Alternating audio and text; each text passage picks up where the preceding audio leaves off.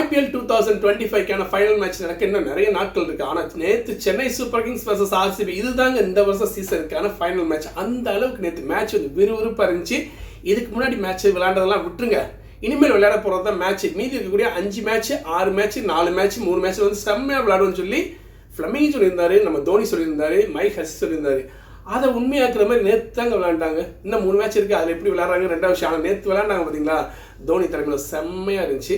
வழக்கம் போல் மேட்ச் ஆரம்பிச்சிச்சு, RCB batting எடுத்து விளையாட ஆரம்பித்தாங்க. விராட் கோலி வந்துட்டு உங்கள் கூட மட்டும் இல்லை, யார் வந்தாலும் இந்த வருஷம் நான் அடிப்பண்டா அப்படிங்கிற மாதிரி சென்னை சூப்பர் கிங்ஸ் நம்மளோடையும் செம்மையாக வந்து பேட்டிங் பண்ணால் சூப்பராக இருந்துச்சு. அவங்களுடைய பேட்டிங் சொல்ல தேவையில்லை, அந்தளவுக்கு செம்மையாக இருந்துச்சு.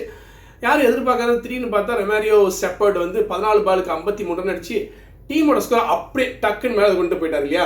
அதுக்கப்புறம் நம்ம டீம் வந்து பேட்டிங் இறங்கினாங்க. நம்ம பக்கம் அடிக்கிறதுக்கு யார் இருக்கா, அந்த சின்ன பசங்க 2 பேர் அவங்க நல்லா விளையாண்டா ஓகே அப்படின்ட்டு மாதிரி ஆரம்பிச்சிச்சு.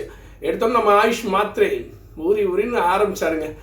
அவருக்கு சப்போர்ட் பண்ணுற மாதிரி நம்மளுடைய ரஷீத் இருந்தாங்க. ரஷீத் அந்த அளவுக்கு விளையாடல. அதுக்கப்புறம் விக்கெட் விழுக ஆரம்பிச்சிச்சு. ஆனால் ஆயுஷ் மாத்ரே சாமுங்க 96 நான் 100 போடுவார்னு கண்டிப்பாக எதிர்பார்த்தேன்.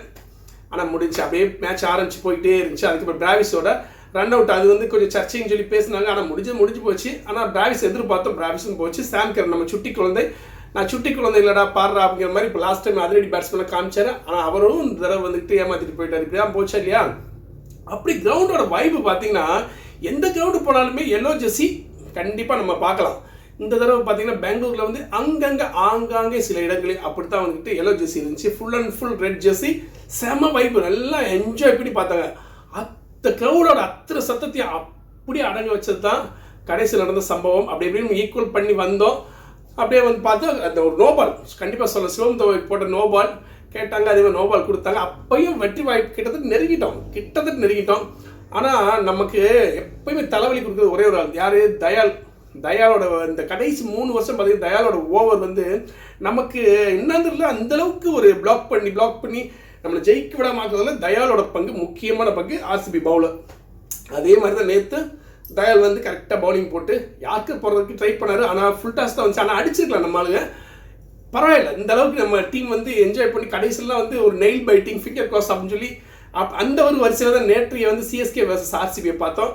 என்ஜாய் பண்ணோம். கிரவுண்டில் இருக்கக்கூடிய 2 ஆடியன்ஸுமே CSK fans and RCB fans உண்மையிலே அப்படி அமைதியாக மேட்சை வந்து அப்படி மரண பயத்தில் மரண பீதியில் பார்த்து நல்லா என்ஜாய் பண்ணாங்க. இன்னொரு மேட்ச் ஜெயிக்கிறது தோக்கிறது முக்கியம் இல்லை. நீ வரக்கூடிய 3 மேட்ச்சில் நம்ம சென்னை சூப்பர் கிங்ஸ் இதே மாதிரி விளையாடுவாங்கன்னு நம்பிக்கையோடு இருப்போம். அது மட்டும் இல்லாமல் நம்ம Travis and Sam Curran, Ayush Mhatre, Shaik Rasheed and Jadeja அப்படின்னு கிட்டத்தட்ட ஃபார்ம் ஆகிக்கிட்டே வந்துச்சு நம்ம டீம்.